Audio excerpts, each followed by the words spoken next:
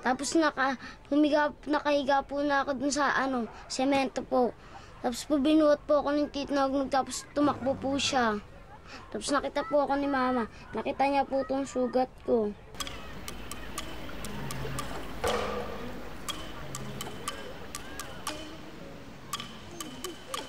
Every day around the world, 150 people die of rabies, a disease that is completely preventable.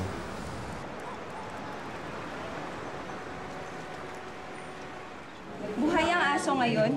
Opo. Huwag papatayin ng hayop, lahat ng obserbahan sa aso, pati sa pasyente. Babasahin, ha? Tapos, sa kanya, category 3 yan, pinakamataas na kategorya sa mga nakakagat ng aso at pusa. Pag sinabi natin category 3, ang tinatanggap 2 klase ng bakuna laban sa rabies. Ito, 4 na beses siyang babakunahan. Una ngayon, may 3 pa. Tapos yung isa pa niyang tatanggapin, ito yung importanteng sinasabi ko, yung ERIG na tinatawag o rabies immunoglobulin. Ito, 1 beses lang yan binabakuna, hindi siya pabalik-balik. Pero ang bakuna nito sa sugat mismo. When you are bitten by a rabid dog, the virus stays first at the site of the bite, and then it travels to your central nervous system. Once it reaches your brain, then that's when you have the symptoms. It's 100% fatal. Once you have the symptoms, no, there's nothing you can do. But it's also 100% preventable. Hindi pwedeng yan na marumi.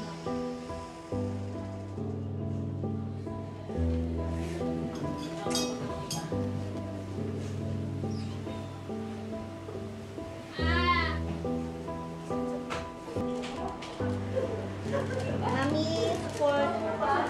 Mami.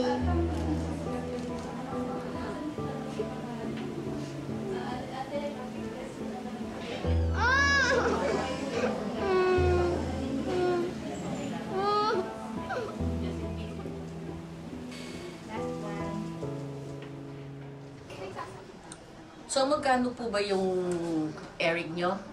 Hindi nyo afford? Baka po hindi po kayanin gawa ng kailangan papuntahin daw po kaya. The state pays for the first rabies treatment. But to be certain Bibo does not get rabies, he needs 3 more post-exposure injections, and these are expensive. Many people cannot afford these life-saving treatments. Yun nga po, tricycle na sinakin ng anak ko, nilang magtito, dinala-dala yung resibo, 6'2" nga po eh. Sabi ko kukuha ng 6'2". Edi ang tagal po, edi ang tagal namin nag-ano doon, yun naman pong kasi nga, di ba ang pagkagat ng aso ngayon eh, delikado. Yun nga ang naano ko, kaya nga sabi ko nga sa may-ari. Eh, kung ibang tao nga lang po yun, hindi ko paanuhin yun. Eh, siyempre apo ko po, kahit na wala, umutang na ako sa tinapangan ko, nahiya ko sa mga kumari ko, umutang ko dito sa may-ari ng tindahan dito, sa hipag ko. Wala po talaga kaming hawak pa ngayon para sa follow-up check-up niya sa Huwebes. Eh, kaya po, yun nga po talaga problema namin. Hindi po namin alam kung makakabalik kami ng Thursday sa ospital.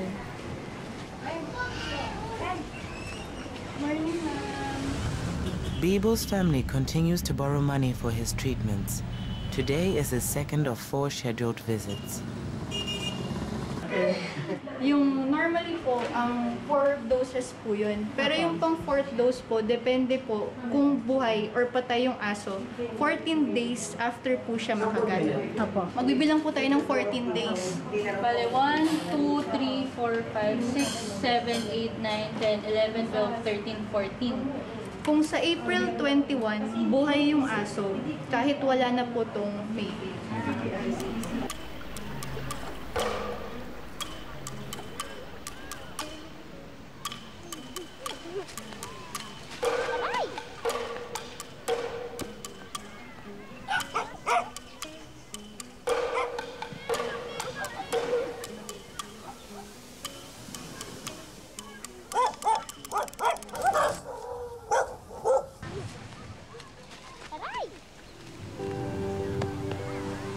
Wala na po siyang masakit. Hindi na po siya nasakit. Kaya ko na rin po siyang ituwid.